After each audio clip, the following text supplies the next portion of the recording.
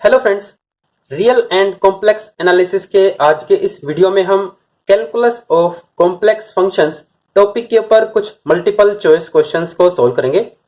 तो फ्रेंड्स, जैसा कि हम रियल एंड कॉम्प्लेक्स एनालिसिस और डायनेमिक्स के पेपर के हम 12 वीडियोस अपलोड कर चुके हैं और लगभग हर वीडियो में हम 4 या 5 मल्टीपल चॉइस क्वेश्चंस डिस्कस करते हैं। तो फ्रेंड्स, हम केवल उन वीडियोस में 4 या 5 क्वेश्चंस डिस्कस नहीं करते, हम एक पर्टिकुलर कंसेप्ट के ऊपर किस तरीके से मल्टीपल चॉइस क्वेश्चन पूछा जा सकता है उस पॉइंट ऑफ व्यू को भी हम डिस्कस करते हैं। तो फ्रेंड्स, आप इन वीडियोस को बड़े ध्यान से देखें और कंसेप्ट को अच्छे से समझने की कोशिश करें, क्योंकि जरूरी नहीं है कि उस कंसेप्ट के ऊपर जो मल्टीपल चॉइस क्वेश्चन एग्जाम में पूछा जाएगा वो इसी फॉर्म का हो, वो किसी वे से भी पूछा जा सकता है। तो ठीक है फ्रेंड्स, आज की वीडियो का जो फर्स्ट मल्टीपल चॉइस क्वेश्चन है उसकी हम स्टेटमेंट को पढ़ते हैं। The derivative of function F of Z is equal to R square cos two theta plus iota R square sine two theta is. हमें फ्रेंड्स एक फंक्शन एफ गिवन है और हमें फंक्शन एफ का डेरिवेटिव फाइंड आउट करना है। तो friends, derivative find out करने का मतलब है हमें फंक्शन f का with respect to z derivative करना है, लेकिन जो हमें फंक्शन की फॉर्म गिवन है वहां पर r और थीटा यूज हुए हैं। अगर हमें फंक्शन की फॉर्म इस तरीके की गिवन होती f of z equal to Z cube plus Z square plus 2 और अगर हमें इस फंक्शन का डेरिवेटिव करना होता विद रिस्पेक्ट टू z तो वो काफी आसान था। हम जानते हैं इसका derivative with respect to z होगा 3z स्क्वेयर प्लस 2z, लेकिन हमारे मल्टीपल चॉइस क्वेश्चन में जो फंक्शन की फॉर्म है वो पोलर फॉर्म में गिवन है, तो हम अभी यहाँ पर इसका जो derivative with respect to z है वो इजीली कैलकुलेट नहीं कर सकते, हमें एक फार्मूले का पता होना चाहिए। तो फ्रेंड्स, उस फार्मूले को डिस्कस करने से पहले हम एक नोटेशन को डिस्कस करते हैं। जैसा कि रियल एनालिसिस में हम f of x is equal to y लिखते हैं, इस बात का मतलब है x इंडिपेंडेंट वेरिएबल होता है, y डिपेंडेंट वेरिएबल होता है।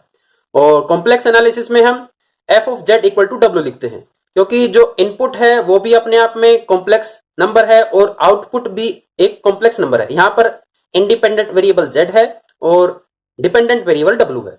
w भी अपने आप में क्या है फ्रेंड्स, एक कॉम्प्लेक्स नंबर।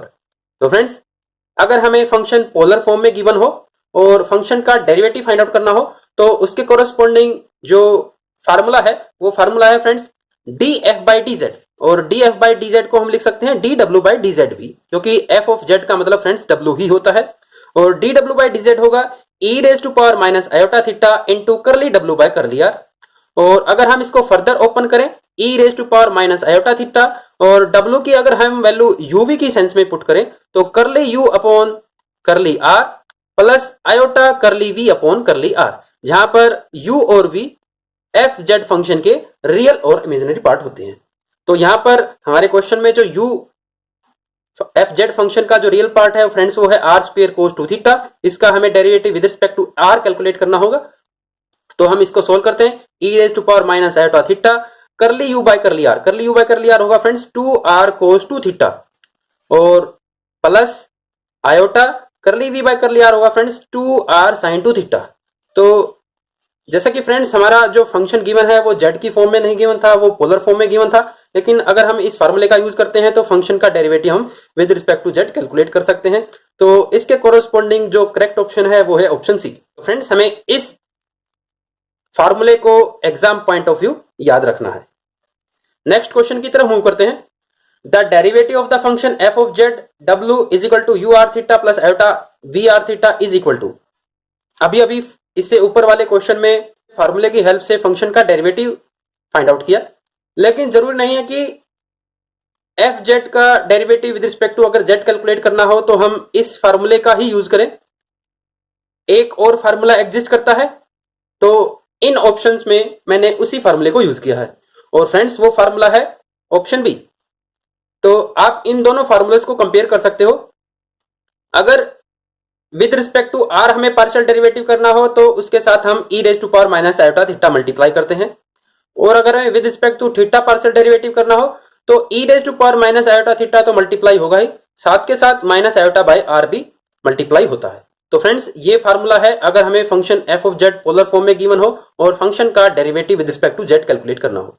और अगर कोई साथी इस बात को समझना चाहता है कि इस फार्मूले से ये फार्मूला कैसे ड्राइव हुआ, तो जब हम इस फार्मूले को इस फॉर्म में लिखते हैं, इसको हम ओपन करके लिखते हैं, तो हम इस ब्रैकेट में सीआर इक्वेशन का यूज करेंगे और सीआर इक्वेशंस का यूज करके हम इस फार्मूले को ऑब्टेन करते हैं।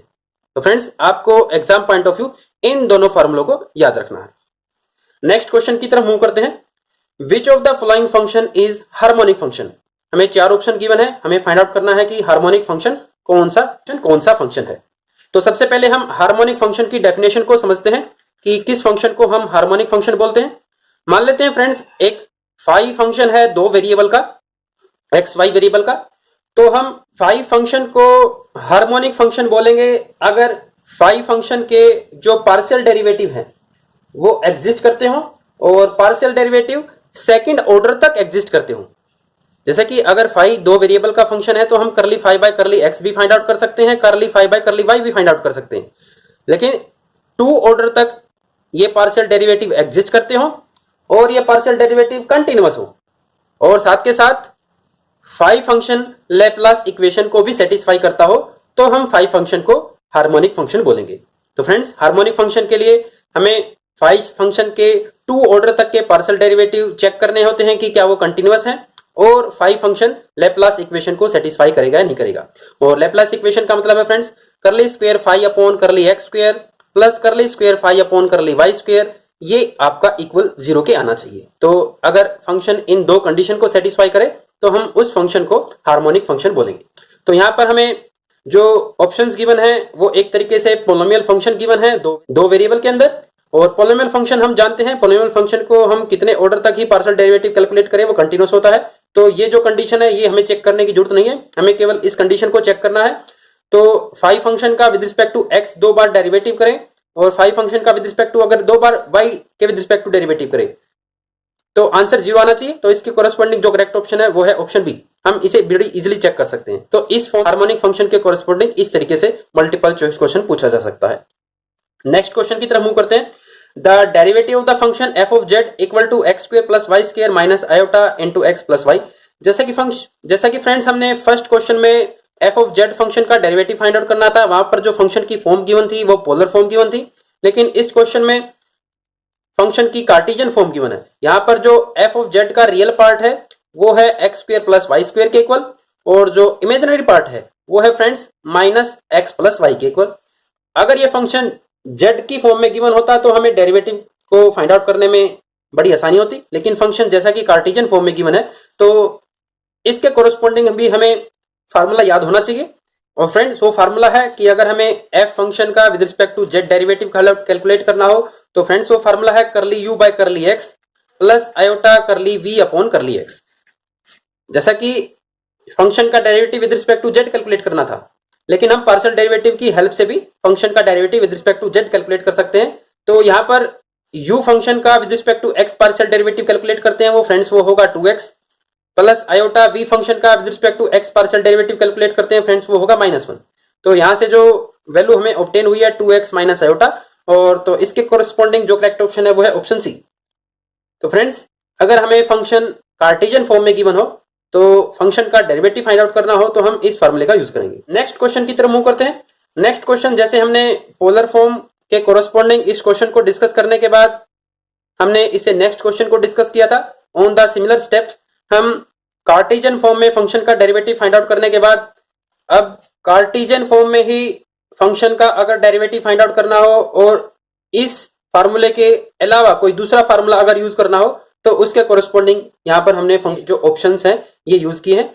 और आप देख सकते हैं हमें केवल एक फार्मूला याद रखने की जरूरत है, क्योंकि जो दूसरा फार्मूला है वो हम सीआर इक्वेशन की हेल्प से फाइंड आउट कर सकते हैं। करली यू बाय करली एक्स होता है फ्रेंड्स करली वी बाय करली वाई के इक्वल, करली वी बाय करली वाई है बी ऑप्शन में, और करली वी बाय करली एक्स होता है friends curly minus curly u by curly y के इक्वल।